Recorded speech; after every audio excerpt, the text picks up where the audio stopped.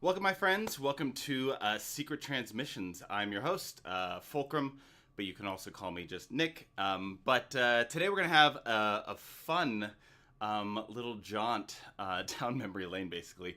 But we're going to be talking about Star Wars collecting, everything from Lego to the Kenner figures to Funko Pops to everything. It's going to be a fun little deep dive. It's basically, I was telling everybody, this is going to be like a show and tell. But for adults, I guess, adults who don't like to grow up.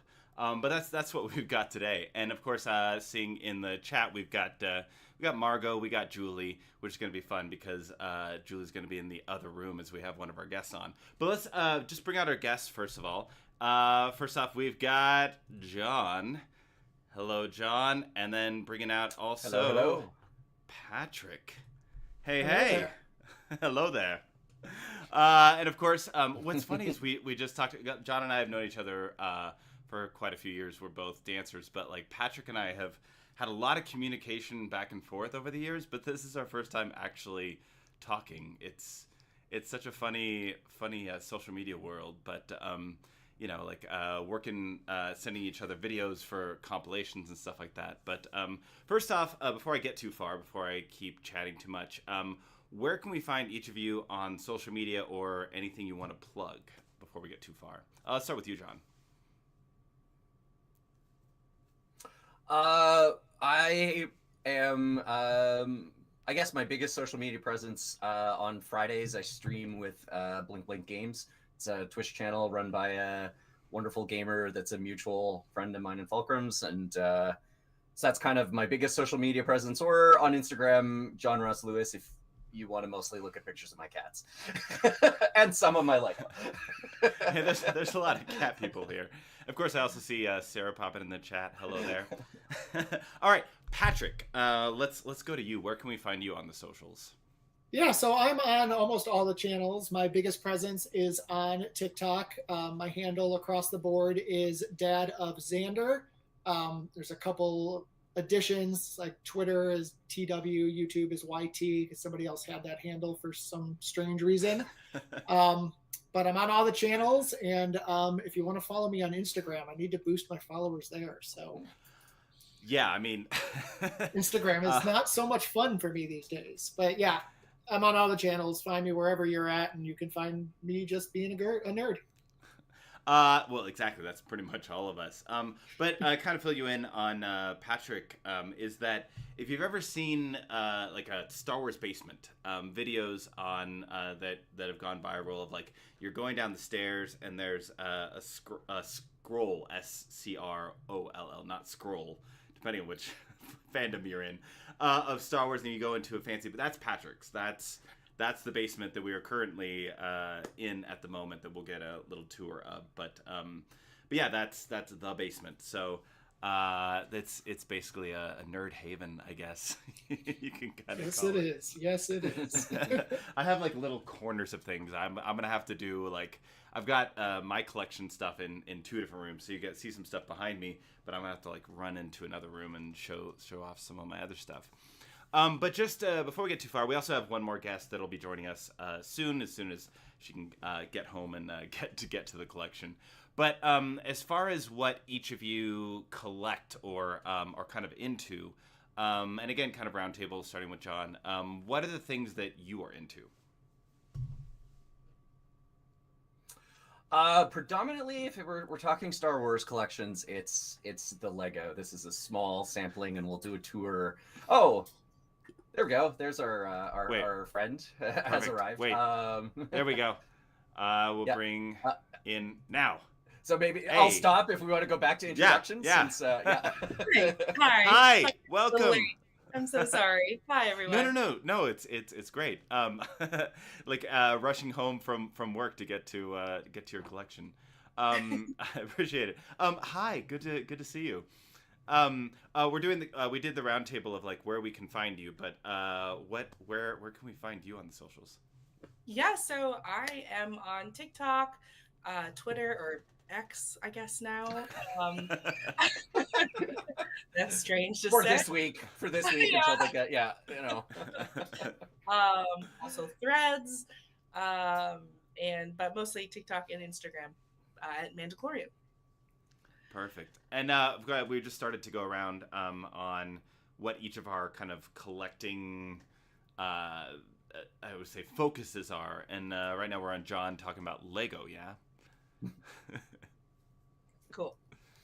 Yeah. So it's for me, it's mostly Star Wars Lego. I'm a big fan of the Ultimate Collector's kits or other kits that are adjacent to the Ultimate Collectors. I'm not a big fan of the play sets. And this is probably something that's going to come up with like collectors. I'm assuming everybody's kind of got like a specific, like, I want this, not that.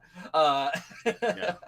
But yeah, and then a smattering of just other nerd stuff. But yeah, primarily for me, it's the UCS Lego sets. I love me a kit that takes 30 hours to build or more, such as that one there. Yeah. I always get in my comments on videos, like, do you collect Lego?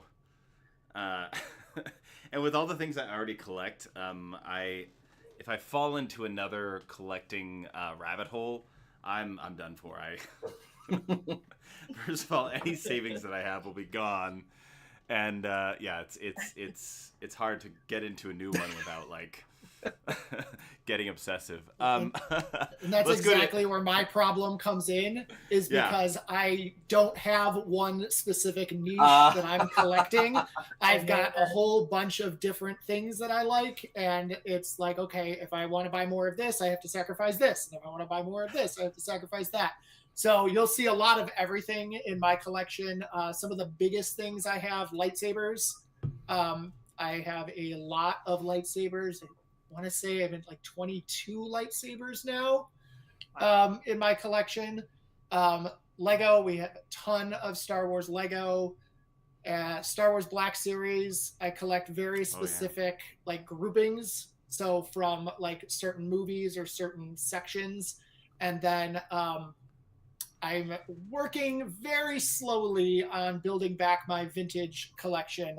I had it all grown up as a kid, and at some point between 6th grade and 7th grade, when we moved, all of the stuff disappeared, and my mother now has no memory of where all that stuff went. Oh, no. So every time I buy a new figure, I send her the receipt just to show her, this is how much it cost me today.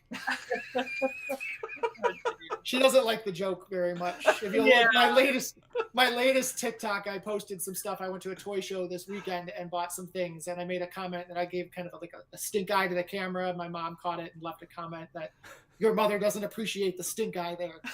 Well, yeah, if I hadn't given away my toys, you wouldn't get the stink eye. Oh gosh. Oh man. Well, as you can see, I mean, I actually, for me, stuff. Yeah, go ahead, John. Mm-hmm.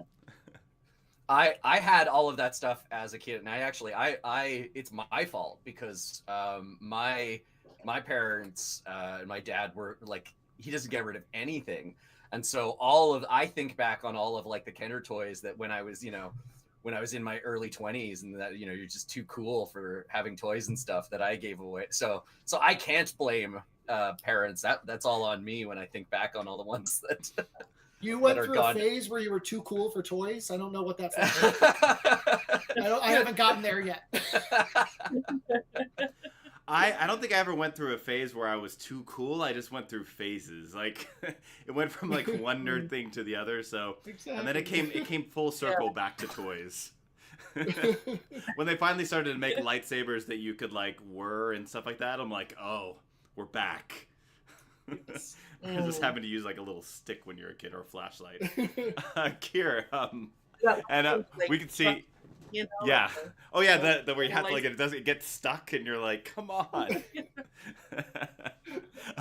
And we can see, Kir, your collection in the background. Yeah. This is So, I love Star Wars. I've always loved Star Wars, and I have friends who are collectors who are like, don't collect. It will ruin your life. Like, you will just have rooms of shit and you will do all that stuff. Do not collect Star Wars. And so I was like, fine, great, got it. But one day I was walking past a store and I saw a Funko of Hera, and I was like, I really like that. I think I'm just gonna get just Hera. And then I was like, okay, I'm gonna get just like Star Wars women stuff, because there's not like a lot of women in Star Wars.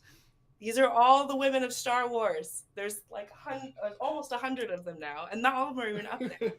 And so that has become my main collection. And then I kind of stumbled into a different collection too, totally by accident. But Star Wars shirts. I've got almost 100 Star Wars shirts. So I need more. Hook me up. Yeah. I feel seen. Good. I've been very I love collecting and I love collectors. And again, I have friends who are just massive collectors. So I really appreciate it and all the work that goes into it. But my collections, I've tried to be stringent, and this is stringent for me. So I'm doing my best here. I know, like when you're into fandom or fandoms, because like there's the collecting side, but then there's all the other things that you want to do too, like like theme parks or like whatever it might be. You're trying to like juggle monetary means, and if we could actually like make money on this more so, that would be great. Or just get free stuff. So if you're out there and you want us to give us some merch so we can promote it, that'd be great. You can see what our specialties are. I know. Yes, Lego, please. So funny news about that. Literally, I got boxes from Funko today. So that's it awesome. Works. It works. They sometimes Very see cool. it. Yeah. Funko, if you're out there. Yeah. So I have one Funko Pop. Send it to the only one. This is the only one that I own. And the people ask like, why don't you have more? And it's because if I dive into another one. But the one I have is Ahsoka, obviously, codename Fulcrum. This was a birthday present from the bestie. And she was like, I'm gonna be your Funko Pop in. So, every birthday or holiday, hopefully I'm gonna be the initiator. I know, but the problem is if you have one, then you're kind of like, well, you know what? They need their friend. They need their best friend. They need. And then I need the whole movie, and then and then you need the whole crew, and then it's and then you feel it gets out of hand fast, like really fast. Well, you need one out of the box, but then you need a boxed one as well, and it's like, or you keep it, it's like all this different, like in your mind. And then some of us have a 14-year-old who is quite the instigator of the collection too, and Dad, they're getting this lightsaber. I think we should go get that one next. And Dad, what about this helmet? Can we get that helmet now? And it's like I don't want to say no to you, but like your mother's gonna kill us. Well, and I'm thinking like if I was trying to do UCS kits and have like a box one and a not box one, gosh. Oh my god, like so much money and so much space too, because like the boxes are they're now like 2 feet by a foot by like foot and a half, like they're huge. So my big collections are, of course, like I'm gonna kind of give a whole tour with this, but of course you could see the Kenner action figures.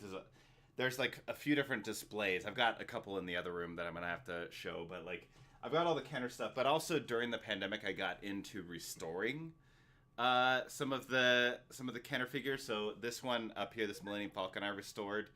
I've got an X-wing here and I got into that because it's like everything got shut down and I was home and I needed a hobby. So I got into restoring them, and then of course that just like opens up a whole new floodgate of like, if I just get trashed ones, I can start collecting the parts for it and get on eBay and But we'll talk about that. Nick would very kindly did this restoration for me. Yeah, it's he did a beautiful job on this. Like all of the decals. Sorry, I was gonna say decals. That's like a regional thing that we say here, and apparently like here in one other place on the planet, and everyone goes, "What the heck's a decal?" Canada.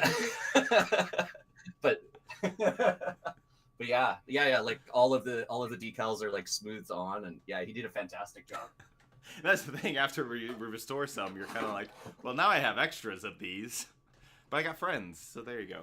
I never wanted to get into like have to like commission them. I thought about it like when the pandemic was still going, like commission, but then I realized the amount of time that I'd be putting into these and the amount of money I'd be getting, like that's not worth it.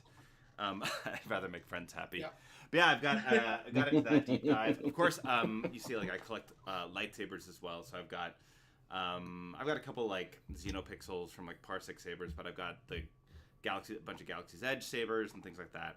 And of course, I've got other Galaxy's Edge things as well. I'll show you on the tour once we get into it. But yeah, it's once you start diving in. I had a question. Oh yeah. What's your question for? Oh, I just had a question for the lightsabers because Patrick, you mentioned you had like over 20, and I was kind of curious, like which are they all from all sorts of different makers and series, or do you focus on one series of? So the majority of them are Galaxy's Edge. I Nice. have 2 that are not.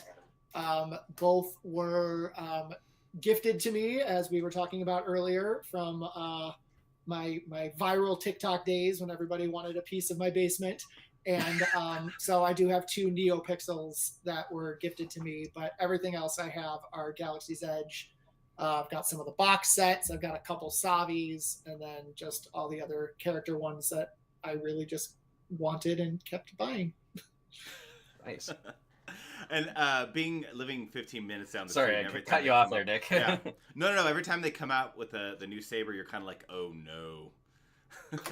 So there's always one. The latest one was I got Yoda's because it's Yoda, But I realized and there you go, you got Yoda's too. Thank you. You were ready. This just happens to be handy. and of course, it's Yoda. And then Ezra's came out, and I'm like, well, if it was ever Ezra's first lightsaber, maybe. But I was disappointed that it wasn't the first one. That's what I wanted real bad. I just start rationalizing why I shouldn't buy something. Yep, you got to come up with reasons sometimes. Like, no, I shouldn't buy that because of this. So, but yeah. Well, I because they just recently. They recently had another. So this is the first UCS Star Destroyer from 2007, but they had one. It's discontinued now, but they had one out for the couple last year, and it was out for about a year. And it was, I really wanted it, and it's better made than this one, but it was an incremental improvement, and so I had to keep going back and forth on well, it's just as big and it takes up so much space, but it's better. But I already have that. It's just having to justify. Eventually, I settled on no. I already have the first UCS one. It's not that much of an improvement over the original kit. The Falcon is a huge difference between the first UCS Falcon and this one, but I had to justify with the Star Destroyer on do I do it? And then of course after they discontinued it, I was like, I should have done it. And then you get the FOMO. The FOMO kicks in. Yeah. You're like, wait, what do you mean I can't get it now? Yeah. It was always an option. I don't want it now, but I'll get maybe but now it's you're done. Yep. They're smart with marketing now. They know really it's this is going to be limited, so you got to get it now. Thankfully, some of the stuff I'm collecting, it's been done. It's been done for 40 years. So you just got to go search for it and find it.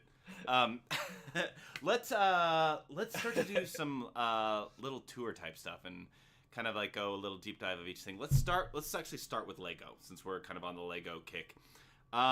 First off, okay. Yeah. But we've got special little camera stuff going on here. So, I'll just I'll switch over to my phone. So one Perfect. second here. But and of course, Patrick, what kind of Lego stuff do you collect? So I collect, as far as Lego goes, things that look fun to build for me. And then there's the space issue, because I am actually actively running out of space now. So it's what can I fit and what is fun to build. I really like the helmets. I have all of the Lego helmets that have come out. And after that, it's really that looks like a fun build. I'd like to put that together. It'll take me some time to occupy my time for a while. So I'll grab something along those lines. All right. How you doing, John? This is going to be a high tech I think it's I've got coming a online here. laptop 1 waiting for second. me in the other room to show my collection there.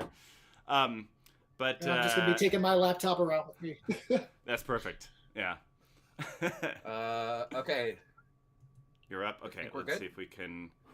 I'll add this. I'm gonna take you away. Let's see what happens if I take. There we are. How we doing? Ah, there we The go. Lego cam, I love it. Can we hear Yeah, you? Okay, there you go. Yeah, you're there. The tour. But yeah, I guess we'll start. Oh, hang on. I'm getting an echo on my mic. We don't hear. I don't hear an echo from you here. Just so you know.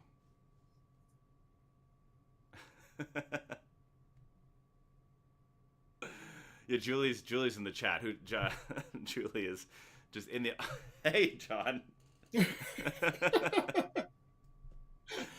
You know, here at Secret Transmissions, we have the highest quality.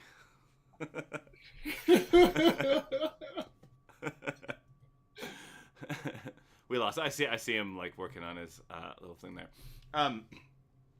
But yeah. So when we get back to that, while he's setting that up, what do you have, Patrick, within reach? What do you? Yeah, I got nothing within Yeah. reach as far as Lego, but I'll take Okay. you for a little spin here. So, walking down the hallway. So, this is at the bottom of my staircase is my first Lego display. So, you'll see we got the UCS X-Wing. That's the newest one I got on there. I got the UCS Land Speeder at the end. One Oh, of the nice, helmets. And then we've got more down on the bottom shelves here. Oh, jeez. So that's just a shelf I put at the bottom of the stairs because I had nowhere else to put those. Yeah, that's what starts happening to me. I'm like, where else can I? I've got a Camtono like in a corner. And then I have a coffee table Oh in yeah. front of the couch full of Lego there. So I bought like a glass terrarium so that I could fill it with Lego. And dusting Lego is And then such a I've got- pain. My UCS clone gunship that I had to mount on the wall because it was so big. And Yeah, I then could we've got seeing it in helmets. comparison to the Stormtrooper's helmet. That's huge. Yes, it's quite large compared there. Yeah, Yeah.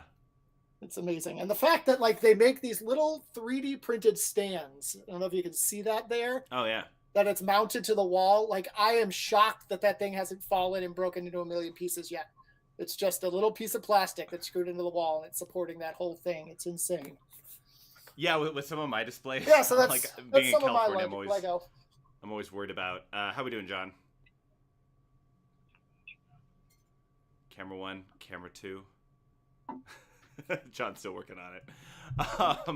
While John's working on that, let's pop over. Can you hear me now? Am I back? Wait, I can hear you. Okay, there we go. Got it sorted. Okay, you ready? Yeah, we can do this. There we go. You're on Lego Cam now. We are on Lego Cam. So first up is the new UCS AT kit, which is possibly my favorite kit ever. It like combines playset with like UCS elements, so you can like hold on here, trying to get a good view of the cockpit. The camera screen for me is very, very small, so I can't see what's going on. There we go. Okay. So like in here, there's like little figurines inside. There are figurines on the, it's probably too dark to see in there, but it's got minifigs throughout. One thing that's super cool is the playset ATST is actually scaled properly, so they make like a really nice pair. So you have like the ATST with the Scout. Mm-hmm. We pan over the first UCS Star Destroyer. This was my first kit too. Back in 2007. Really cool kit, really cool detailing. I think the Lego just works amazingly well for getting that like battleship kind of styling with all of the bumps and things. Probe Droid kit, it's a fairly recent one. Very cool kit, lots of cool details. Then we have the Snow Speeder going down into the A-Wing. This was my second kit. This is Vader's tie. This one was also from somewhere around 2007, I think. Oh, when we were young and foolish. Yeah. Money Just got this one.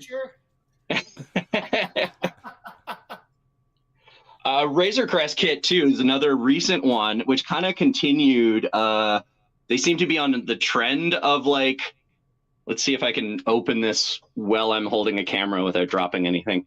Well, I mean, that's gonna be a little sketch. If you explode it, at least it'll be scene accurate, you know. Yeah, let's not do that. But it's another one that like the here, I can remove part of it here. You can see they did like a whole bunch of interior details as well, and then when you go inside, it's got like a weapons locker and like the Boba Fett armor sitting on a shelf. Yeah. Of course, the like. Real quick. Oops. Sarah's asking, how long did it take to put some of these together? Okay, so I would say the Star Destroyer is probably about 10 to 15 hours. Razor Crest was probably 20 hours. The Falcon was like 32, 35. Some of these smaller kits, like the Snow Speeder, that one's like maybe about 5 hours. Like this Probe Droid, 3 hours. So it's kind of all over the map. Kind of depends, like how many. Oh yeah, the AT-AT, that was another almost 30 hours. That one was a lot. But yeah, like this one too, because it has all of these like anything that has a lot of little details. That's what takes forever to build. So like if we go look at the Star Destroyer, all of these detail sections on the edge where it's, you know, each section's about 7 tiny Lego pieces. So the body, the big part of it takes like a couple hours to build. And then like the rest of the build is all of these little detail pieces.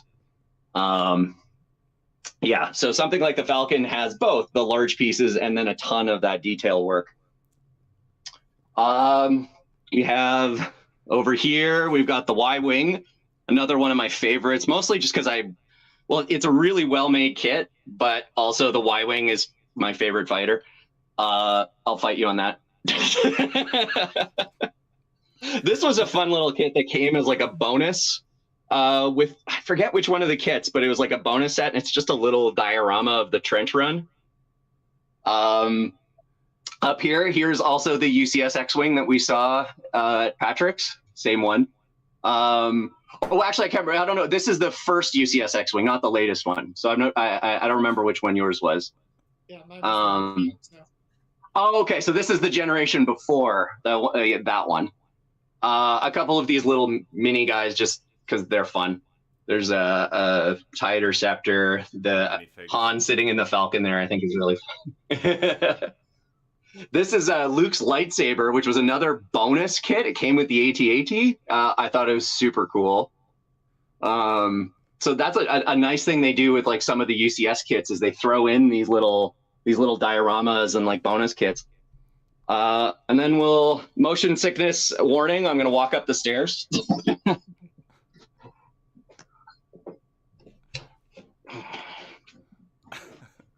Oh yeah, we'll go to. Oh yes, that's right. I've actually been there, so this is all coming back to me. Yeah, so here we're going into our nerd room. It's got nothing on your basement, but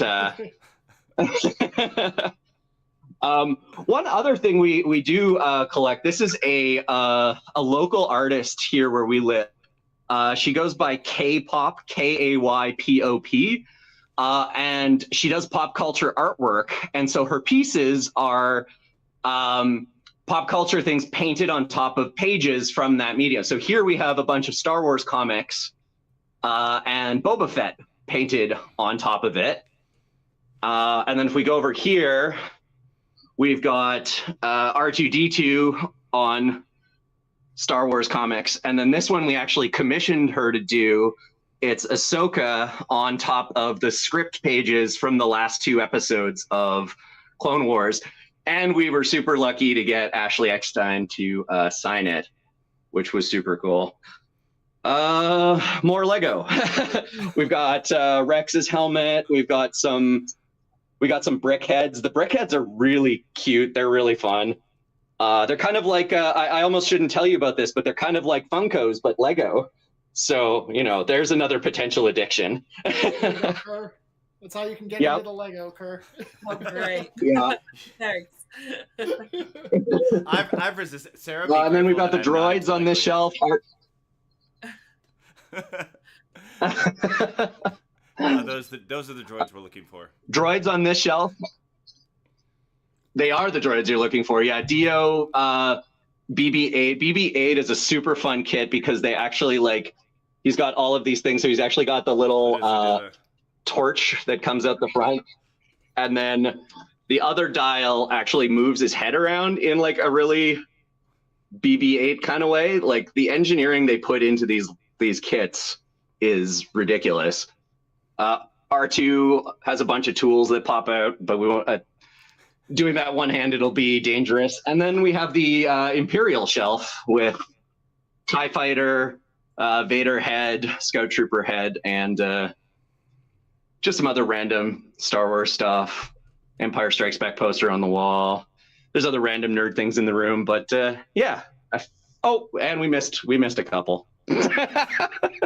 I'm forgetting kits. Sandcrawler kit. This was the exception to my. Sorry. I just said. Oh, Utini. Yeah, this was. This is the exception to the no playsets rule because I felt like this one is a playset, but they did such an awesome job with it, with the detailing, that I was like, I feel like it could be a UCS kit. And then another one of the fun dioramas, they did a Tatooine. So there's you can see the Sandcrawler there, the farm, and then this was really clever. They did just little dots for each character. So there's just 2 gold dots stacked on each other, and that's 3PO, and then there's a silver and a white, and that's R2, and really clever how they did that. So. And I think. Oh, and then only and then I forgot there is one more. More nerd stuff going into. We've got some signed things here. Oh yeah, from the celebration. D. Bradley Baker signed all of the cast from Bad Batch. More of the brickheads. So they've got the Mando and Grogu are super cute. The Ahsoka one here, Tusken Raider. They did these ones too recently. Vader and Obi-Wan. Not Star Wars, but these are brickheads. Eve and Wally, and then the BD1 that we saw before. Patrick had as well. So, and then I think that's the whole collection. I will say, having you all on today makes me feel better about my addictions, and that I could always have more, and that's the important lesson. There's always a bigger fish. There's always a bigger fish. All right. Thank you, John, for the tour, and I see another Ashley. We'll have John back on the other cam momentarily. Let's take a detour and let's talk Funko. Yes, again, I only have one, but Kir's got an entire. So as far as collecting Funko, what is because Funko people are insane, from what I've seen at Celebration and stuff. What is Funko World Funko Pop World? Well, I think, yeah, in the kindest of terms, they are insane. We are insane. It's fine. Funko is just kind of turned into its own thing. It's not just the vinyl pops. It's got all sorts of, different like um, revenue streams and areas and whatever. But those convention exclusives, those are where they get you, right? Like those are the golden goose or whatever. And and it's interesting because people will sell them for 5-10 times the price and people will pay it, which is wild. But it's exciting. It's fun to have some of those exclusives. It's fun to kind of be a part of that world. I think Star Wars Funko is different from just regular Funko too. And mine is so specific. It's Star Wars women, so it's even like more niche. Just because if I don't, I'm gonna have thousands. But it's exciting. It's fun. It's different. It's a conversation starter I've had with lots of people. Especially, I keep mine out of the box, and a lot of people keep it in the box. That's super controversial. So it's fun. I like it a lot. Here, let me show you a few of mine. Oh yeah. The most expensive one I have is a convention exclusive, and it's this one. It's the Padme Amidala. So she's the cream of the crop. Like 500 or 600. It was a very nice gift given to me by my husband that I did not expect. So that was super kind. But yeah, I've got Ahsoka's here. I've got Leia's here.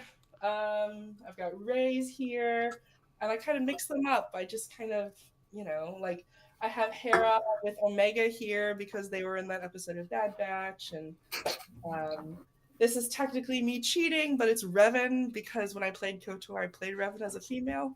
So, to me, it's women. I mean, Revan is canon, but we don't know anything about canon Revan, so it could be, you don't know. I mean, yeah. If Revan comes out canon male, then I will take down the Revan Funko Pops. Some other non-canon. I have this one too. This is technically Star Killer from the Ralph McQuarrie drawings, which was a female original.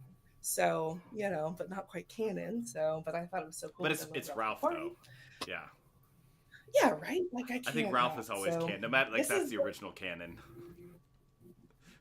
Right? Like if it's you can't not. Yeah. But gosh, I love my Funko so much. I will say, I used to keep them in by my bed because I started with a small amount and I got more and more and more. And there was a point where my husband was like, I'm done waking up in the middle of the night to those black little beady eyes. They need to go somewhere else. But they're so cute. They're looking over you. They're taking care of you while you sleep. Yeah. Well, this is my Star Wars office, so I have an office now that is all Star Wars. So they live here. But yeah. Anyway, that's the dream. Cool. This guest room / office. You brought up something. You brought up something. What? Yeah, Kira, you brought up something interesting that I kind of wanted to throw out to everyone because you mentioned people selling them for 5 times as much and like getting that exclusive one as a gift and stuff. And I'm curious. I know my feelings on it, but I'm kind of curious. You like, what would it take to sell some of these? Because like some of these kits go for just ridiculous amounts right now, like the discontinued one, like the Falcon. I've seen it for like 10 grand on eBay, and it's like, but would I sell it for 10 grand? Like, no, and so that's kind of like for me, I don't know. I mean, I guess I'm trying to think in my head, is there a price that like I would part ways with these? And I don't even know if there is one. And I'm kind of curious, your thoughts on that too. Yeah, no, that's a good question. I've gotten asked that before. People have literally sent me prices online and been like, I will buy this off of you. And I don't know, like I said, when I started this, I was so severely advised by my collector friends to just like do it for fun. Don't do it for money. Do it for what you want it to be. So I think taking the Funkos out of the boxes was kind of my form of rebelling and being like, fuck it. They're not going to resell as high. This is what I want. And that's not what I'm doing this for, That being said, I have saved some boxes of some of them, but like, I don't know. I think it just depends what kind of a collector you are. If you want to resell, if like, you get to a point, you could, start a college scholarship for your kid. Like, I don't know, you could do stuff like that if you want it, and that's fine. It just, you have to kind of like figure out why you're doing this. If it's just to like appease the inner child, then you got to do what that child wants. Yeah. I think I think for me, when I think about that kind of stuff, I think about it as like, I've never bought anything with the intention of reselling it later. Like everything I buy because I want to put it on my shelf. I want to keep it on my shelf. But if there came a time that something I had became worth a lot of money and it wasn't something I was super connected to, I think for those reasons, like, do I want to pay for a trip to Disney World? Do I want to, pay for my kids' college? I would have to consider some of those things. Sure. I've sold a ton of stuff that, like, once I got this basement finished and I got everything where it goes, like I had boxes of stuff that I had nowhere to put. So I sold things, and, you'd be stupid not to sell them for what the market is for that. Whatever someone's willing to pay you, you sell it for that. Someone might call you ripping somebody off, but I feel like you're not ripping somebody off if that's what they're willing to pay for it. But I don't go out there and like, okay, I'm going to buy this Black Series figure and I'm going to keep it in its case for 5 years, and then when it's discontinued, I'm going to turn around and sell it. Like, that doesn't go through my head. But I have had pieces that I've been like, I could sell this, or I could sell this and buy 2 of these with it. I did that with a set of lightsabers. At one point, I had a set of lightsabers. I'm like, I could sell these lightsabers and I can buy 5 more in their place. So it just depends on what you're connected to and how you're connected to that piece, really. Yeah. Like, I think the Star Destroyer, like I was mentioning how I didn't buy the new one, but I think had I bought the new UCS kit, I would have considered selling this one, because like, where am I going to put it? Yeah. And the new one is better. And by the way, John, you saying 10K, Julie in the chat is like, whoa, wait, 10K? So I know, I noticed you two might have a discussion later about the monetary value. That does equal more Galaxy's Edge and Star Wars Celebration trips. Yeah, it's true. I honestly don't know what it's going for these days, and it's also, I mean, I guess I do still have the box, but yeah, it's not unopened, so that reduces the value. Now I'm just trying to throw it like, no, it's really not worth that much. It's not worth that. No, I don't know what I said. Please. In fact, you have to pay people to take them now. That's the going market, right, Julie? Yeah. It's like a disposal fee. Trying to have a collector part with something, unless it's their decision, it's kind of like you're taking a piece of their soul. You're kind of like, you want me to what? Don't you love me? I feel like as a collector, it's nostalgia, right? So like, even if there's something that's not necessarily worth money, you're like, I wanted this as a kid, or like, my mom never got this for me, or I've had this since I was a kid, and it's just like, there's something that's not necessarily monetary. It's in the heart. And I think that's kind of cool. Oh yeah. Like, have you guys ever been to Rancho Obi-Wan? No, I've seen Rancho Obi-Wan stuff when it's come to convention. Oh, but yeah.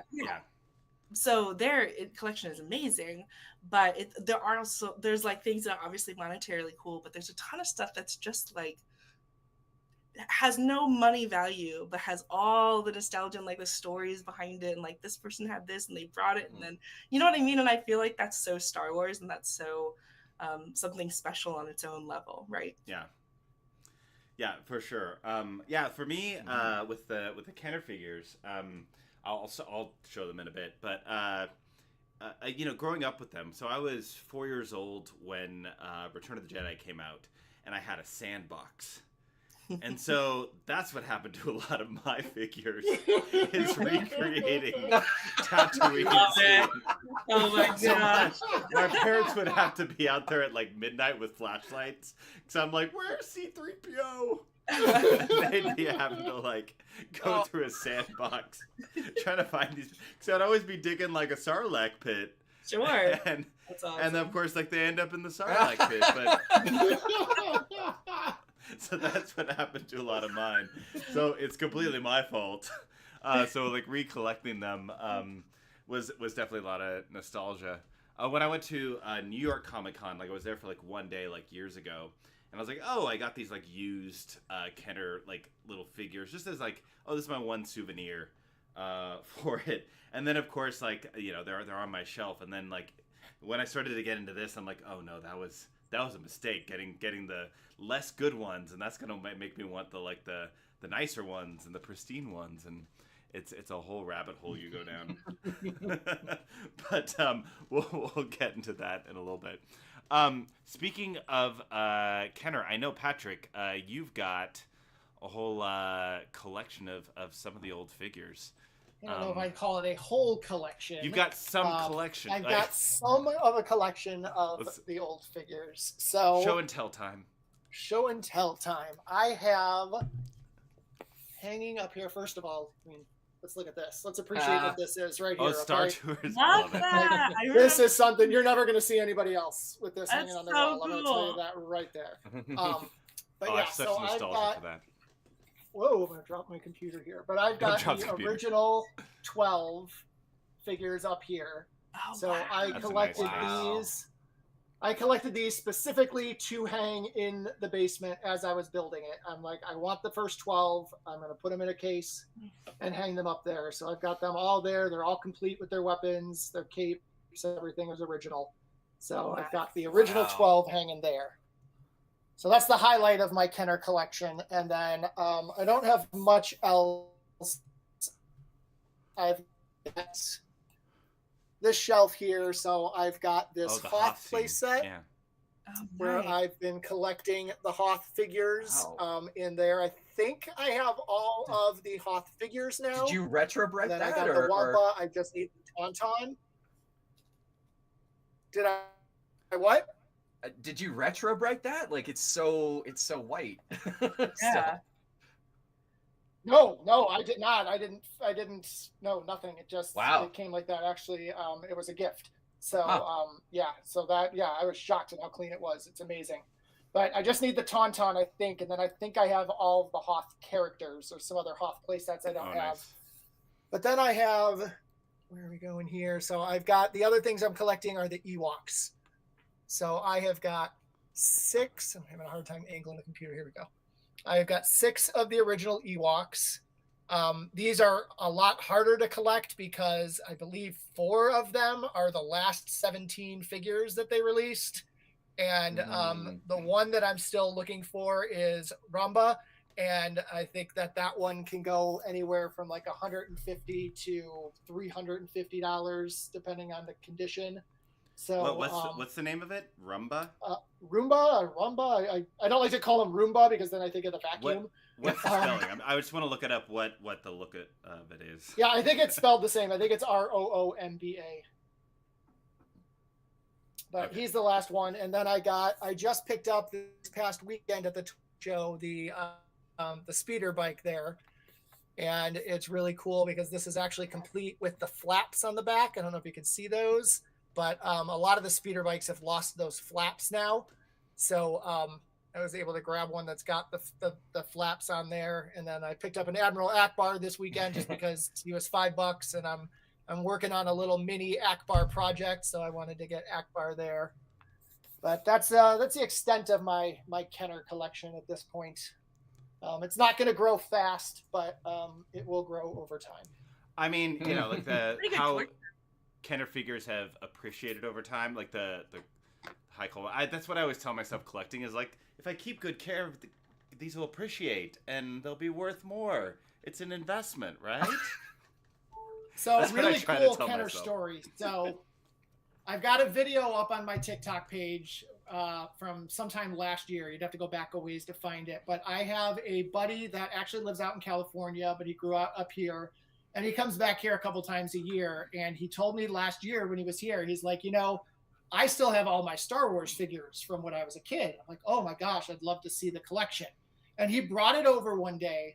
And I kid you not, this kid has every figure except for 2 in a Ziploc bag with their weapons, pristine, white, no dirt, no marks, nothing.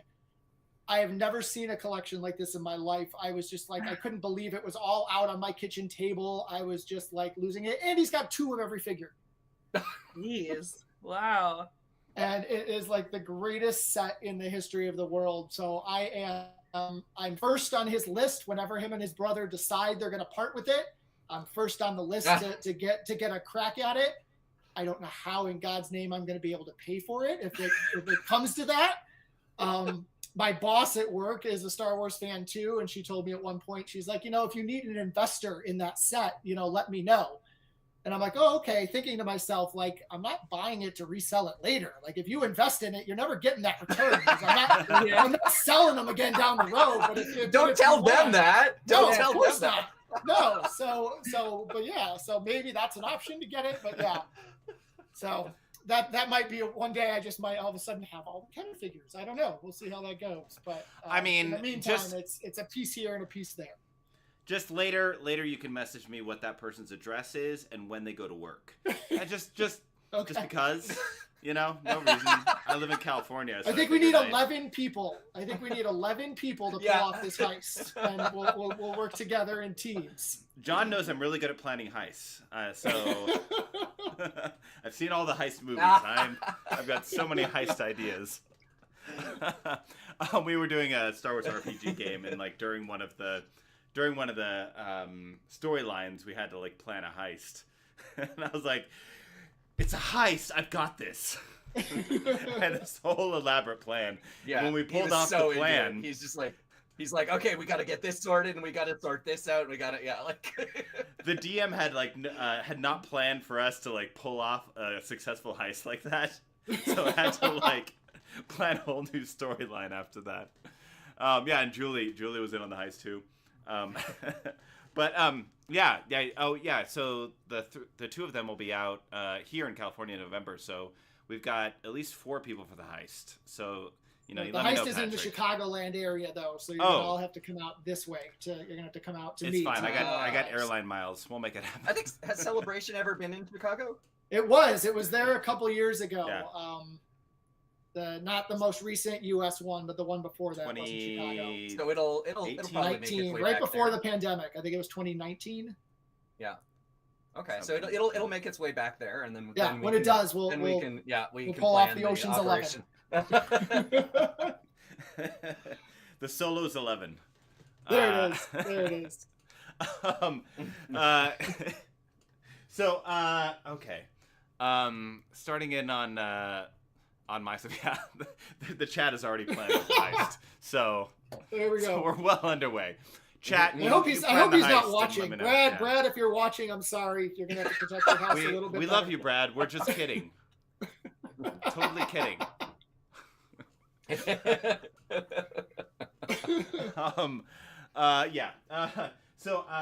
if I got here. I have to be delicate in moving things around, but I also have the original 12.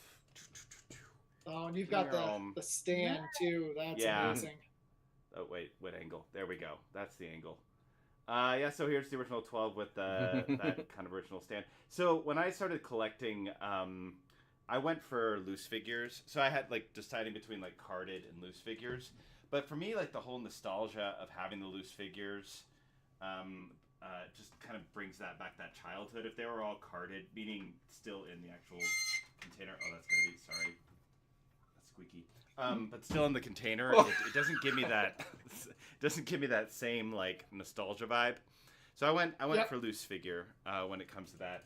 But like different things like when it comes to collecting them, like looking at the condition, what variant they might be. Do they have like, of course, all their weapons or whatever they come with? What condition are those in? Like lightsabers have this little extra kind of tip at the end, but most of those kind of break off over time. So finding them with the original tip without being repro, because a lot of people will like, there's this whole thing with selling like the vintage stuff where people will try to pass off reproduction stuff as vintage. So you have to be like really careful in buying certain things. Diving into the old vintage Kenner world, like, oh my God, it's like no other deep dive I've ever seen. People are so into it and serious about it. Let's see, what do I got here? So first off, you can see the Millennium Falcon. This one I actually did restore. This was one of my restorations, and it's got all the original decals on it. I collected everything on eBay and like for restoration. This one I did go through the coloring process, so I did go through the retro bright because it was damaged and whatnot. Of course, you've got like the little back there, and it's got the ball, the original ball there, the lightsaber training ball. That's probably the hardest piece to get in all the Millennium Falcons ones, because like the strings are very delicate and they fall off all the time. But what I did is, so knowing that like starting to collect these and put these together, is that I have one over here. Yes, I have multiple of these. I've got another one in my bedroom. But what I did, like, so this was my first attempt, and I didn't retrobrite this one, but this was my first attempt of any reproduction. So basically, I have certain things that are display and certain things that if people come over, they can play with. So I have a whole like bag of characters and stuff like that under here that people can just like play with if they want to. Because if like kids or something, or grown adults that stay in this room want to play with the figures. It's spectacular. I didn't think of that. I'm gonna have to get like a chest of things people can play with in the basement, because it's very hands off. Yes. Yeah, and like if you get the cheaper figures, you get the old. But yeah, so like something like just like a bag of characters that people can just play with, and it's fine. They're not in the prime condition, so it's cool. Although I'm looking at this, and I'm so like, Julie, are you hearing that? I need another of each kit for people to play with when they come over, so that they don't damage these. Exactly, right? I always see that with Lego. I always see those videos of like a kid running down a hallway and then slipping and dropping it, or like somebody displaying it, and then they're like, their kid comes in and like opens the door right into it, and I'm like, oh, this is why I don't collect Lego. Have you seen the one with Harrison Ford with him just like chucking it? Yeah, with him. Oh, I can't. Oh. And of course, got a. These are some of just the figures. Of course, I've got the X-wing. This was also I refurbished. This one didn't go through the retro bright. I don't think. This is just normal. One of my so you've got like certain pride and joys, but I've got the Sandcrawler, and with the Sandcrawler originally it came with a remote, because the remote will actually wheel this. So I found a working one, and like trying to find this combo is really difficult. Find a working one. Oh, this is gonna be a whole deep dive. Of course, like you could see, I've got a B-wing, Rancor. You can see the shuttle here with the Emperor. I do have my one boxed thing that I have, and I have boxes for all of these things, because I was like, if I'm going to collect them and I want to resell them later, like the value is going to be so much higher with the boxes. But yeah, and then okay, so I've got, this is ginormous. Recognize this from Empire. So I've got this whole thing. It opens up and everything, but I'm not gonna go down that rabbit hole. This one's for you, John. I mean, you've seen this, but we've got the Y-wing. Come on.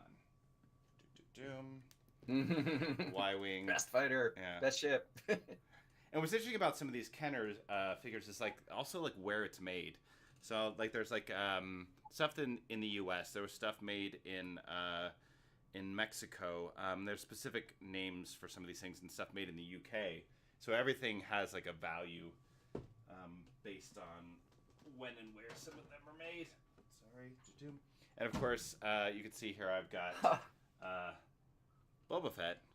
And Boba Fett's always a now if somebody comes across, yeah, exactly. Thank you. I was waiting for that. And of course I've got Slave One. You gotta quote the things. But a lot of my sorry. Of course, this. There we go.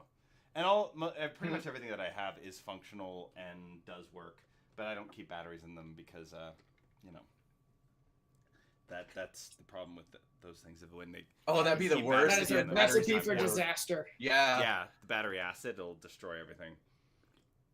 I'm going to do a quick switcheroo. You're gonna see I've got another camera right there waiting, and I'll be back in just 2 shakes. I need to mute myself here. The world between worlds. Yeah, I noticed that he put that as the name. I was like, well done. Well done.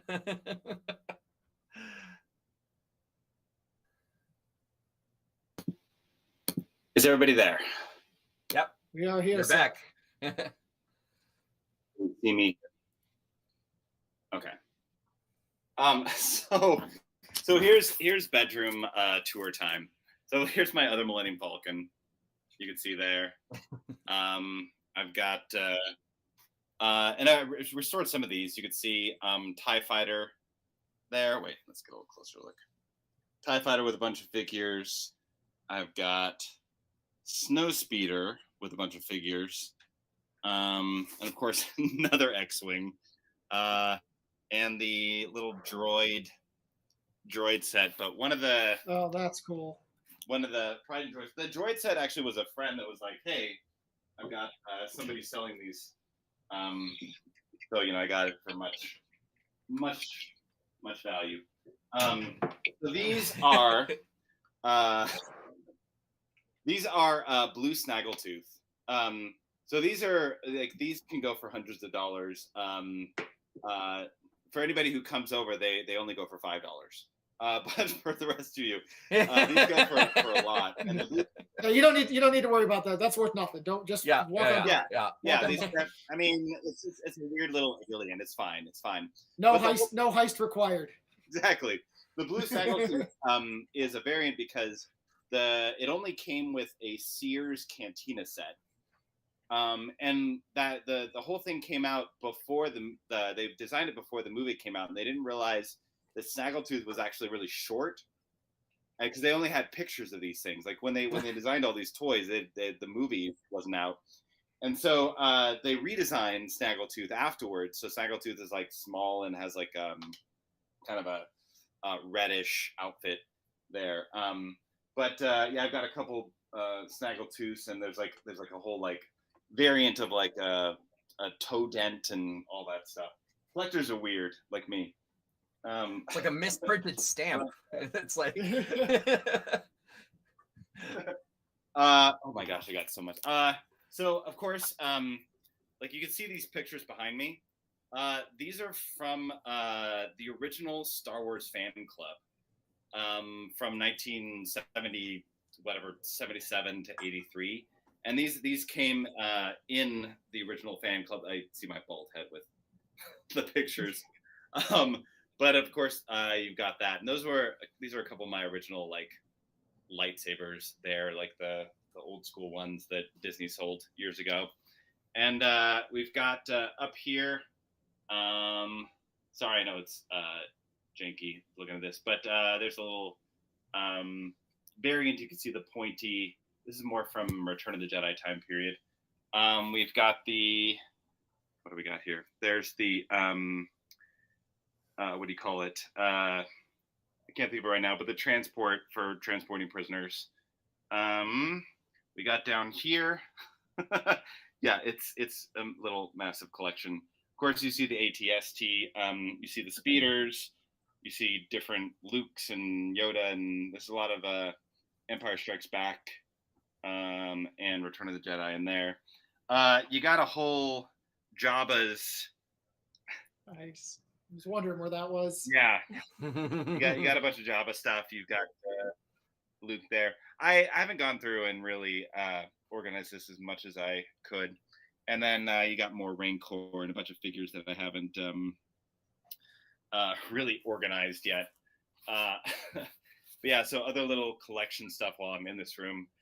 This is a lithograph of Ralph McQuarrie, and you got his autograph right there.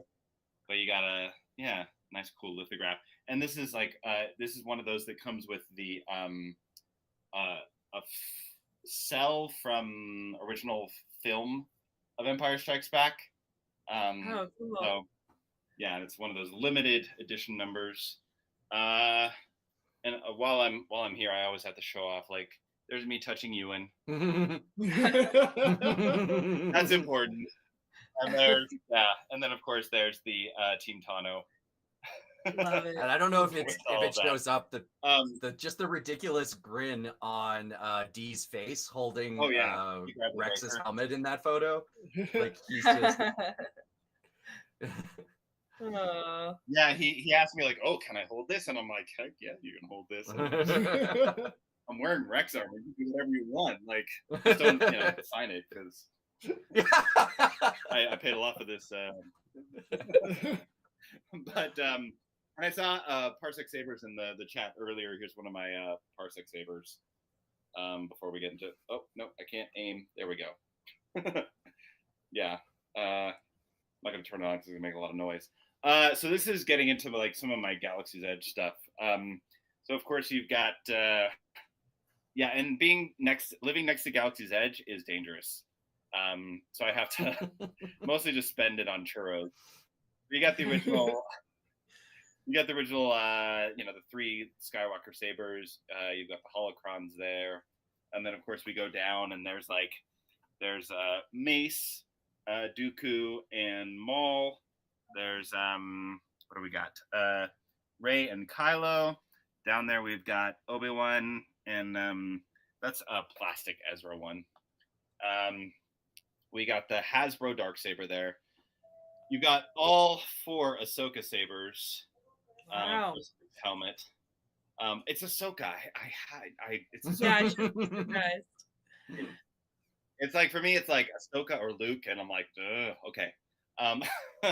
Then you've got, you can see in the middle there, well, you can see Cal Kestis in front. But then in the middle there, that's the limited edition Temple Guard.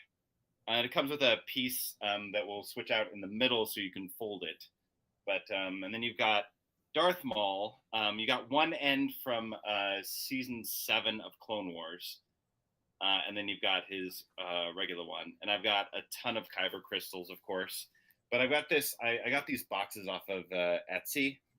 So these little crates that the Kyber crystals, I can't name. There we go. Oh. Go in.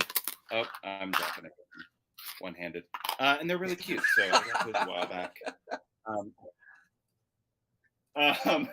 We got, oh geez. So this is weird. So this is, you had the Funko Pops behind your head on the bed, but I've got the original 3. This came with yeah, comics. Nice. This also came with, so somebody basically gifted me their, a friend gifted me their fan club stuff. So I, of course I posted all of that. Oh, and while we're here, I had to get like a picture with Andy Serkis. Because like when Andy was at Celebration this year, it's kind of like, that's all my fandoms, like all in one person. It's Andy Serkis. But yeah, I've got a whole corner of like lightsaber things that I collected over the years. But yeah, so that's a lot of my collection. It's a lot. It's I do have. I'm going to switch over to. If somebody wants to vamp for me for a moment, I'm going to switch back over to the other room for a second. Vamp. Well, I like how he said it's a lot, and yet, we'd trade it all for just a little more. Yeah, like that's all of us, right? It's like it's a lot. It's a lot, but that didn't stop me from going to a toy show this weekend and buying more.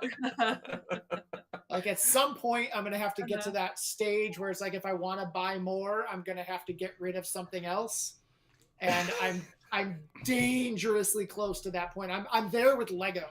So if I start getting more and more Star Wars Lego, I'm gonna have to start like picking and choosing which sets I want, which ones I don't at this point.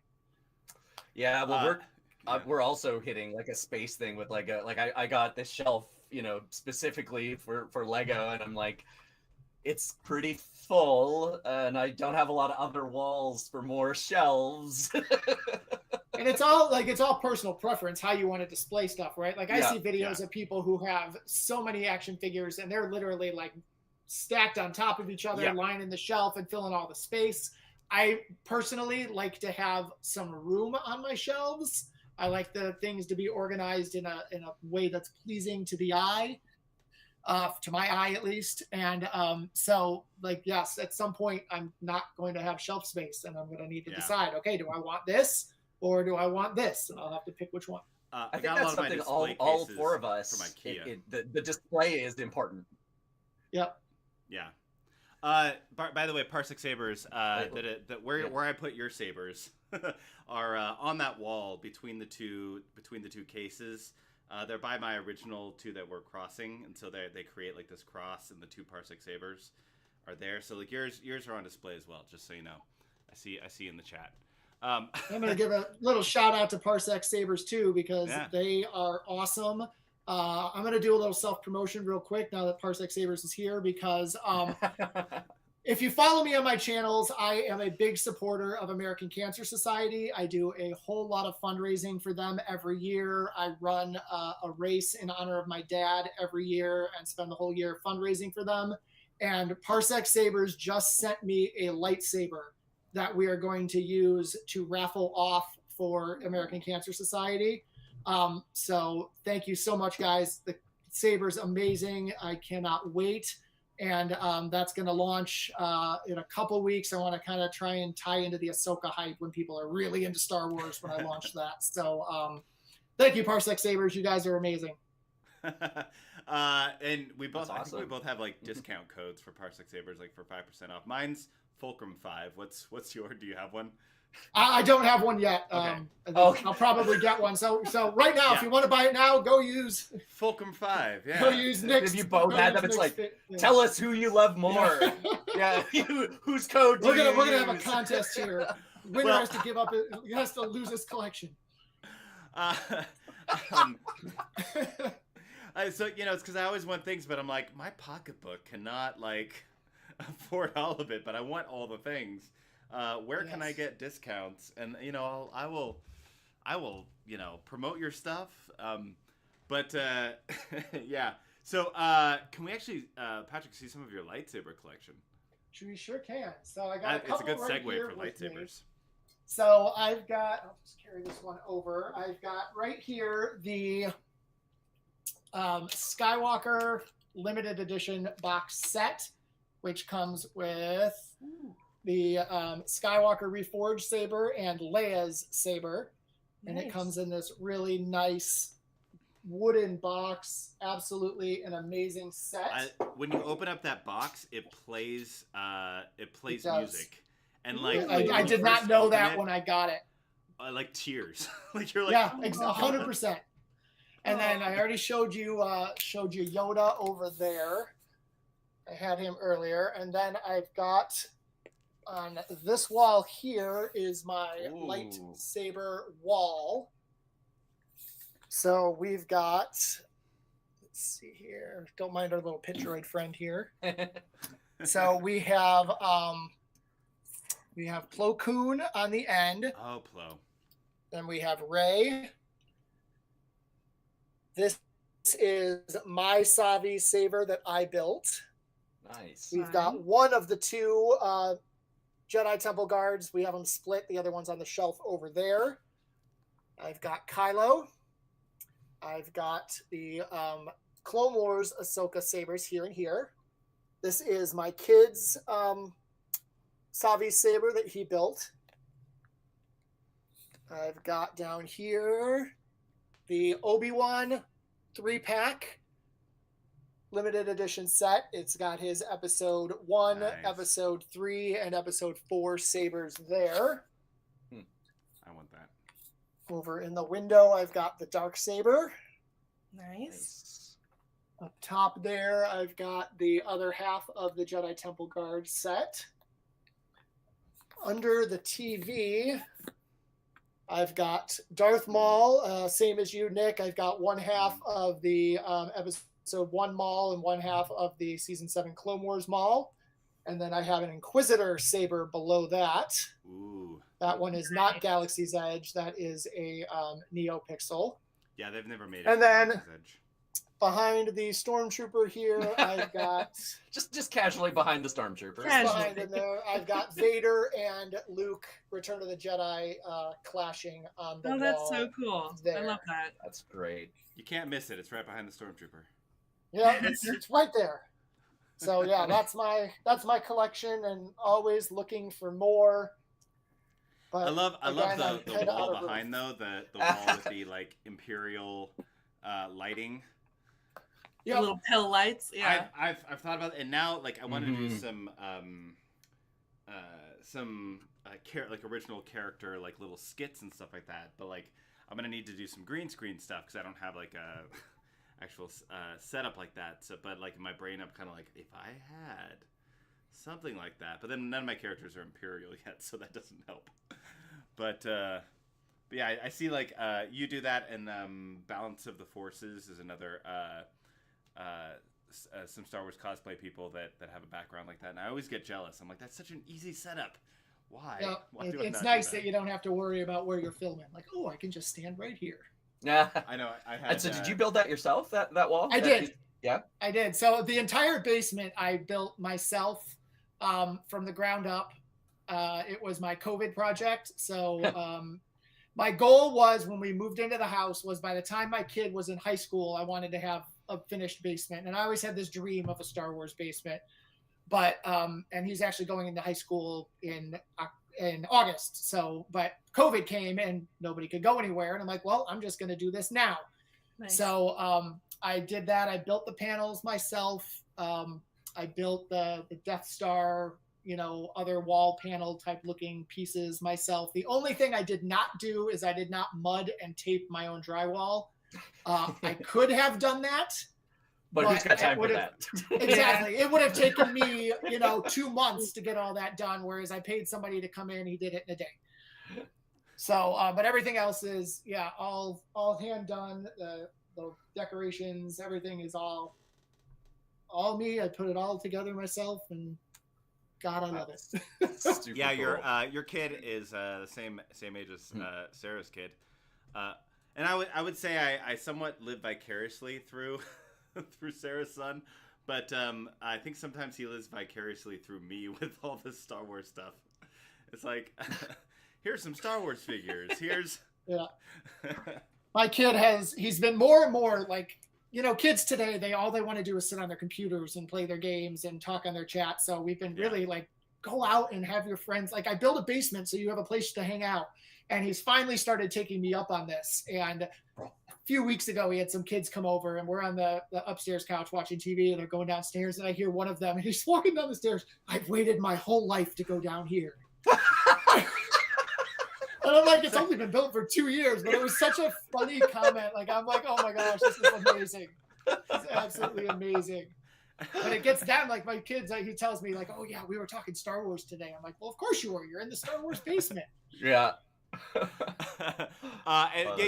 have videos up on your channels of you making the basement. Like I do. They're in the light panels, especially, are way back in my TikTok. You got to go back to 2020, but they're there.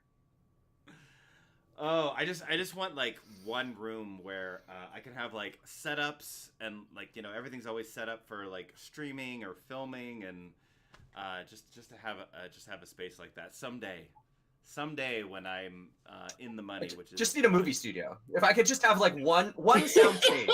One sound stage. Is that too much to ask for? Can I just have I do live in Southern California, so they're all around, right? So no problem. Just go down the street, just have a studio. It's the dream. It's the dream. Your own studio. Mm-hmm.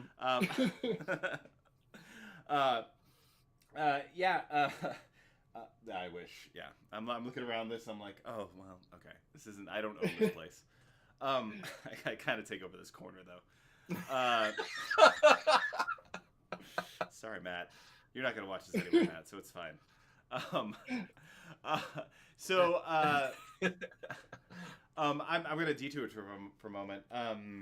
So when it comes to like conventions and stuff like that, or goes to like collecting, Patrick, you were just at a collect like an kind of a, what was it, a toy show. Toy Yep, show? it was just a toy show. That's what they call it, the Kane County Toy Show. I mean, the way a lot of these conventions and toy shows have blown up, it's they're not small anymore. Like people get really serious and hardcore. But going back to Funko, have you been Kira, have you been to like Celebration or any of the Funko displays there? Yeah, I have. They're wild. They're huge. Like big activations. The one at Celebration in London was like pretty good, but like San Diego Comic-Con's had some insane ones. I mean, I get it. It's like a photo op too, you know, and Yeah, it's fun. Yeah. I've never been in them because the lines are insane. Have you ever camped for the exclusives or? I have not because I refuse to. You've got boundaries, and I that's think you're making a good life choice there. Yeah. Sometimes it's worth the double price to have somebody else wait in line for you. That's exactly what I was going to say. I was like, I will pay somebody to do that. I will not do that myself. Thank you. Yeah, people got like, I remember they just were. Oh, it's just at Celebration. Like, yeah, the people who were going for those exclusives, like they were in it to win it. Like, oh yeah. But like, I mean, some of those people are like actual fans and like collectors, but there are a lot of people there who are very like, I'm just trying to get as many as possible so I can sell it for as many as possible. Oh, literally, you know what I mean? like it was ridiculous. Like no, like doors would open and like Etsy, you could see it like no word of a lie. 2 minutes after doors open, they're on eBay. Oh God. Like you could just reload eBay 2 minutes after doors open, and it's like there they are selling for 5 times the price. Yeah, like. Yeah, like I would rather wait in line for one of the shows or seeing somebody, or you know what I mean. It's just priorities. But yeah. Anyway.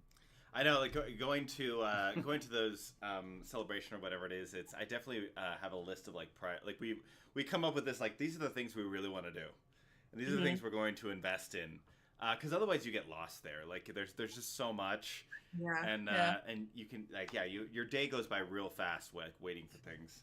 But for me, a lot of it's going to be like the experiences, seeing people talk, or like seeing some of the reveals, having those like emotional moments where like the trailer drops and you're like, oh my god, having a lot of those experiences, seeing the people that I've idolized for years in these films. That's where a lot of that goes through, and then like the rest of the time, like okay, I can explore things afterwards, but that's going to be where a lot of my investment is. Yeah. But some people are just kind of like they're there for that stuff. And I have to respect it, but I don't understand it. Yeah, I know. Yep. I say I don't understand it, even though like I do understand it. It's just a different focus. I don't know what they're talking we all have our about. obsessions. I know. It's like what? Jeez, those nerds are so obsessive. I don't know. Like I'm glad that like. I'm glad that the Celebration exclusive Legos are generally, at best, they're just like a little sticker or something on like the pedestal, or it'll be like, oh, it's not released to the public for another 2 months, so it's exclusive in that you can get it here 2 months early. Because I don't know what I would do if they were releasing like one-off, like only can get this like UCS kit at Celebration. That would be. Oh man, we definitely had the John. Yeah, I know, and I just. But see, that's where you got to rely on your extensive social media network. So Kerr was able to pick me up the little Ewok nesting doll set in London this year, which was awesome. I love me some Ewoks, and I really wanted it. And Kerr was awesome and grabbed one for me and sent it to me. And my Obi-Wan set was a Celebration exclusive the year before, and I wasn't at that Celebration either. And I had one of my mutuals on TikTok was there and messaged me, "Hey, I got one if you want it." Yeah, please. So having those connections always helps the collector as well. It does. It does. Yeah, having all of you talk about like whether you would part with collection stuff, like my brain's kind of going like, you know, there would definitely be some things I would part with. Like I have One thing I have in reserve for like if it's like a rainy day type of thing is I actually have a unopened box of the Imperial shuttle. Wow. And that could go for a decent amount of money. I know, right? That's my like first like rainy day in reserve. Like, Yeah, if something's got to go, that's going to be the thing. That's it. Yeah. If I need to pay for a thing or I need something, I don't have a 401k. I have a Lambda shuttle in a box.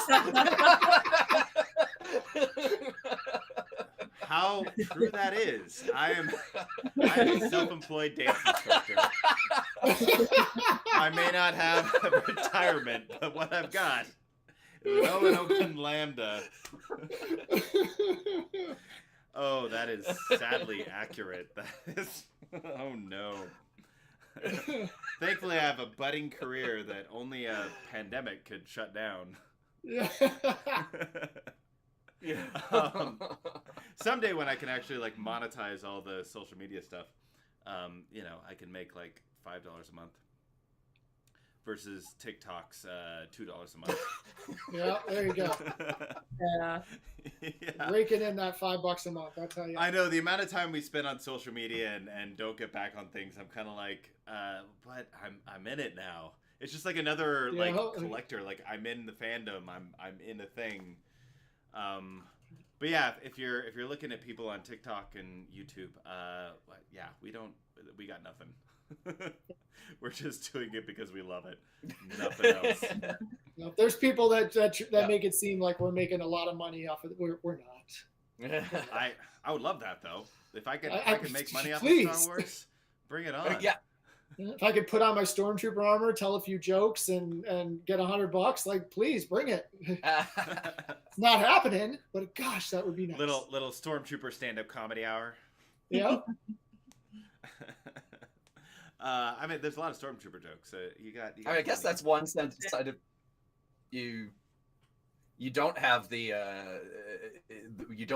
investor collectors represented here. You know, like no, we sure don't. We're all the. It's like when you get a brand reach out to you or you get something free. That's like you're getting money. It's the dream. Yep. Yeah, but it happens so rarely for a lot of us. Like some of the much bigger creators who are more like influencers. We're more like content creators, but there's like the influencer people who are just like they're very attractive and you know, they don't have to do anything and people will like they'll get I'm very jealous of that. I'm like I actually have to like put together sentences versus but yeah, like that when they're getting merch, you're like, oh, that's what I want. I want that. Yeah, we do hemorrhage money for the things that we love. Sarah's saying that. But yeah, which is weird right now. Like one thing I haven't said yet is that with the SAG-AFTRA strike going on, is that I didn't say this in the beginning, but a lot of content creators are currently trying to find new footing for a little while that's happening. And so you're gonna if you're on social media for Star Wars stuff, you're gonna see different things. Everybody's kind of taking a different angle. Like for this podcast, I'll have to kind of figure out what kind of topics I want to approach. Because I have topics that I've been meaning to do, like a whole like cosplay thing. Like there's a lot of different Star Wars like type topics that can do. But as far as a lot of creators are going to be avoiding talking about both movies and shows. So you're going to get a lot of creators that are talking about books or things in lore, video games, and stuff like that. So just letting you know, for this particular podcast and seeing all of our content, like every creator's kind of taking a different angle with this. But it's like just kind of being understanding in the meantime, I guess is the main thing that I want to say for everybody, because like when the strike first happened, all the influencers were like, what do we do? I have no idea. So thankfully they've given some, like, if you want to kind of follow certain things, there's influencer things, but a lot of us we don't make money on this, and we're like too small time to really be affected. But it's like, okay, well, I want to play a certain role in this, or I don't want to play a certain role in this. So just putting that out there. I'm not going to get into the whole nitty gritty of it, but yeah, you're gonna see a shift in content for the next few months. So if you're Hopefully, looking for it's certain not types longer of than that.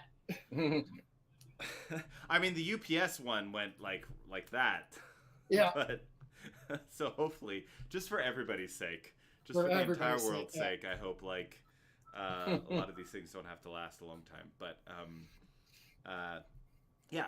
So that's a whole like several hour conversations worth of stuff. But just so you know, you're going to see a lot of different content from creators and people kind of pulling on different niches that they have. Like, thankfully, we had this planned well, but like before the strike, and I was like, this is perfect. We can talk about toys and lightsabers and Yeah. props and Thank you. yeah. And I mean, this is basically kind of the type of stuff that I wanted for this podcast anyways, to kind of go into different, not just be like, hey, we're talking about this episode now, is I wanted to kind of go into different parts of the fandom, and so like this works great. And now I'll have to pull together a cosplay. I'll have to think about different topics. If you have any topic ideas that aren't the TVs and the shows, I do want to see them listed in the chat. I would love ideas on what y'all be interested in seeing when it comes to that. So we can entertain, but stay with the things that we love. Thankfully, I also went down this rabbit hole of I had Darth Chaco and Element 7 on here a little bit ago, and so they were recommending a bunch of like lore books for things, and so I went on the Amazon what's on sale. Oh, nice. And so I got a bunch of books that I need to go through anyway, so it's Love a it. good timing. Yeah, maybe I'll do a certain point of view podcast where I just do a reading. I don't know. Oh my god, please! Those are my favorite Star Wars books of all time. I love those. Those are so They're way more fantastic. covered. I know. Yeah, and the new one's coming out in August. The Return of the Jedi. I'm so Yeah. excited. If Yeah. you don't know, From a Certain Point of View is a book series. They've only got two. One has A New Hope, and one has Empire Strikes Back, and of course Return of the Jedi coming out. But the entire book, each of those books, goes through the movies of side characters. So you get a whole story on R5D4, the red droid who bursts the motivator in A New Hope, gets an entire story. And you get all these stories of different characters. You get a few different people from the cantina. You get a perspective of Qui-Gon Jinn as a Force ghost. It's one of the best ones. Yeah. Honestly. Yeah. I'm not gonna tell you what happens. Oh, as a Force ghost. Yeah, Yeah. coming back to see Obi-Wan. It's so good. It's And so they're good. It's all fantastic. canon. Yeah. And Yeah. Huh. and it's all within the canon. You got different a bunch of different famous writers writing for each one of those. So you've got a bunch of different types of ideas and storytelling. Definitely worth it. I actually did the audiobook because I have a hard time getting through books if I'm just reading everything. So audiobooks allow me to get through some of it. But if Nice. you do Looks like audiobooks, I'm adding those to my queue here soon. I didn't even know about these.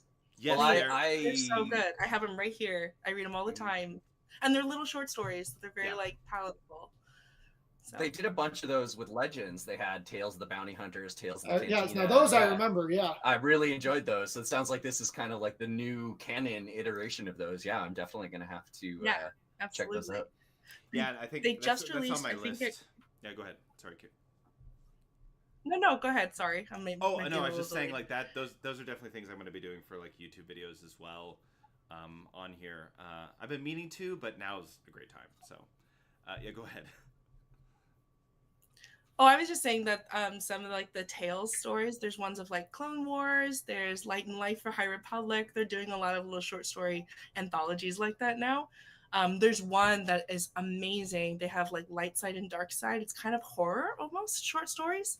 So it's like folklore. You think one of the characters is maybe Vader, one of them's probably an Inquisitor, all canon, and it's just I highly recommend it. Star Wars Publishing, knocking it out of the park. They really are. Yeah, they're High Republic is a great series to go through. But because the Legends was kind of hit and miss with books. As far as that's concerned, Yeah. there's some great ones, but also some bad ones. But for the most part, as the Lucasfilm Publishing has been developing with the kind of the new Disney realm of things, like they just keep improving.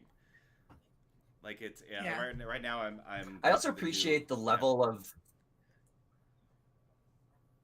I mean, we're leaving collections here. We're talking books now, but I appreciate that they have like more artistic direction over the whole thing than like with Legends. It was kind of a free for all. Like you never really knew what was going to happen with what writer, and like you, but here it's like it is more like it's canon, you know, so it's going to tie into everything. And I mean, there's pros and cons to that, but I do appreciate it. I appreciate that like they are tying all of it together. So you never, some of the Legend stuff you would read it and you'd be like, this just doesn't fit. Like this doesn't feel like it actually belongs. You know, they went in a different direction. That's great, but like it doesn't feel like it should be part of the universe. But yeah, I thought it was. I kind of appreciate there's a little more cohesiveness now. In the very beginning, when the new books were coming out, the new canon books, a lot of the books were kind of playing it safe. In the very beginning, before they really like got. Oh, I highly disagree. Controversial take. Oh Did you boy. read that book is Stevie, like a Saj. No. Dark Disciple, being a rare exception. There were some other books that came out that it was kind of in fast succession in the beginning, where kind of like that Journey to the Force Awakens stuff. That was much later. I think you're probably talking about like Lords of the Sith and like the Luke Skywalker one where he's like doing the Luke Skywalker one was terrible. Yeah, like it wasn't necessarily. They were fighting their footing. Yeah. But there are some in the very beginning where they're trying to be canon, but they were in a time period where they couldn't reveal too much because it was still unexplored a little bit. So like there's certain books where you would like get and this isn't all books. Like Dark Disciple is a must. That is a must because holy crap, if you've done Clone Wars, you need to do Dark Disciple for sure. Yeah. Dark Disciple is a storyline that they were going to do in Clone Wars, but when the show got canceled, they turned it into a book. But there are a lot of books that came out like for a little bit of a time period where like you only got like one little thing in it. Like the rest of the book was fine, but like there was one little thing. But then after that like short phase, then everything like just like you got High Republic and you got everything else, and it just like they dove in. They got their stuff together, and it was holy crap. I'm going through Delilah Dawson's new book that just came out last week, the Inquisitor: Rise of the Red Blade. Yeah, I'm not done yet, but holy crap, it's good. I'm sorry we like hijacked the conversation into books. Oh yeah. No. People are asking about. Oh. I mean, we're all Star Wars nerds here. So over the weekend, looking at all the Comic-Con like different things that were happening, but you see different. I saw somebody I was following like they were standing next to somebody who was wearing a High Republic thing, and I'm like, oh, who is that? I clicked on it. It ended up being Mark Thompson, who does all the voice acting for a lot of that. But then when I clicked on it, I saw down below it said follow back. I'm like, wait, what? Nice. You've been following me? Oh no. What did I say? A lot of the authors and like the people involved in that process are very online, sometimes chronically online. Yeah. So it's very fun. You get to interact with them in a different way. I know. I really want to try to interact with some of them more because they're fantastic. But that moment of like, I did have one going back to. Oh yeah, please. Oh yeah, just going back to the collect. A question that kind of popped into my head that I don't quite have an answer to, but I kind of think it might be fun to get everybody's take on it. Is if like so fantasy world, you've got the money, the space, the money to buy the space, whatever. If you could add something to your collection, like what are you not collecting right now because you're not Jeff Bezos, like I have something that popped right into my head. It's not maybe the most imaginative, but it's the thing Hasbro just released. It was a Kickstarter for the Ghost. It's like a full-on Ghost with all the characters. So amazing. I say that as I'm holding my hair up, Black Series character. It's $500, but it looks amazing. It looks insane. It's like all to scale, and like hair comes with a calicori, and like everyone has their own props and everything, and it's just like huge. It's massive, and I'm like, oh, I can't do this, but I want it. Every time I'm at Galaxy's Edge and I see that like $5,000 like that's R2D2, super cool. Oh, that too. Like Yeah. a life-size, having like a life-size R2D2 and a life-size chopper that can like go around and make them.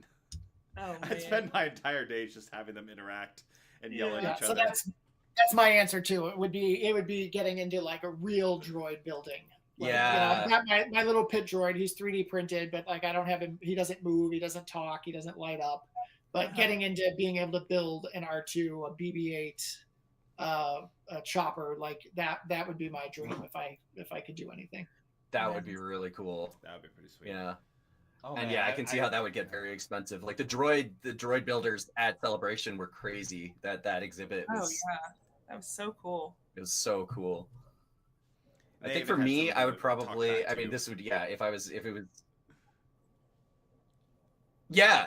Like someone was on a mic off to the side, like interacting voice-wise, like through a voice modulator. It was so cool.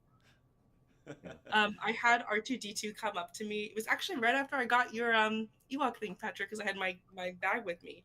It was in that hallway, and it came up, and I was like R2, and then all of a sudden the song, like it was some kind of love song. Someone had triggered it, right, and it like came up, and it like little like beep boop beep boop boop, and like hugged me and like ran around me, and I'm like, who is controlling this? You know, I'm just taking selfies with R2 as he's like singing to me or whatever. Those droid builders are like another level. It was a special moment for me. I would probably want to build a room of like being on the Millennium Falcon, and have the like a hollow table. I'd want to have like an actual like lightsaber training area. Like have like R2 this like I mean. Like being in Galaxy's Edge and seeing that, but like you get in that when you go on the ride for Smuggler's Run, you're in that room for like a minute before like you have to like get hustled into something, and like I just want to like chill, I just want to hang out there. Yeah. It was better when it first opened. When it first opened, they gave you a few minutes to take a picture, sit down at the table, and now it's like you're lucky if you can get into that table, snap a selfie before they shove you into the cockpit. Well, I think they were running more crews too, or something. Like, so it took longer to get everybody through, but now it's like they're so efficient that you're in, and then you're up. Yeah. Yeah. Curse my metal body. I know. It's, but I love kind of like being in a world, like creating that, not just like a collection, but like immersing myself in something like that's like being at Galaxy's Edge and things like that. Like, just recently got into some other LARP type stuff. Like being able to kind of immerse yourself in some of those worlds, like cosplay, brings me like that's the theater kid in me coming out. Again, like the kid in me, and like so the theater kid in me gets to like live through some of that stuff, and that's always awesome. Have you done any like VR? They have the Galaxy's Edge VR Tales. It's super cool. I do have that. Okay. I brought the VR, the Oculus headset to Sarah's place because like her 14-year-old, and I'm like, oh, have this, and he actually finished my Galaxy's Edge game for me. Oh. I was like, well, tell me what happened. No, it's great because I wasn't using it enough, so having it there, like it's actually getting used. But the best one is Vader Immortal. Yeah.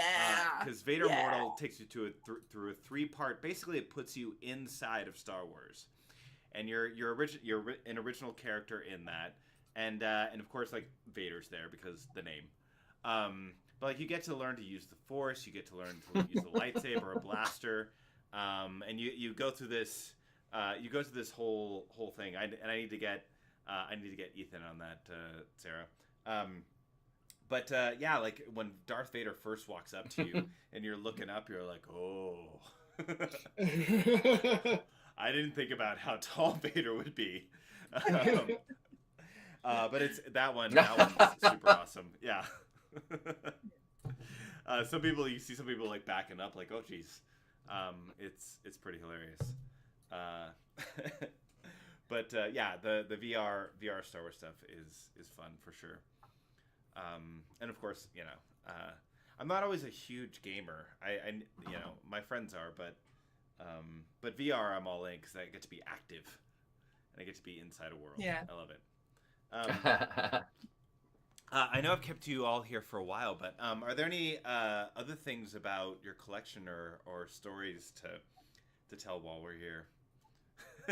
Again, this turned into just a show and tell of like, here's my toys. You know, hey, I love it. That's what we all want to do, right? Exactly. Why have a collection if we can't show it off? To Yeah. people? That's the whole point of it. Like, yes, it's fun to collect, but like then you got to show people. It's like, hey, did you see what I got today? Come downstairs and check it out.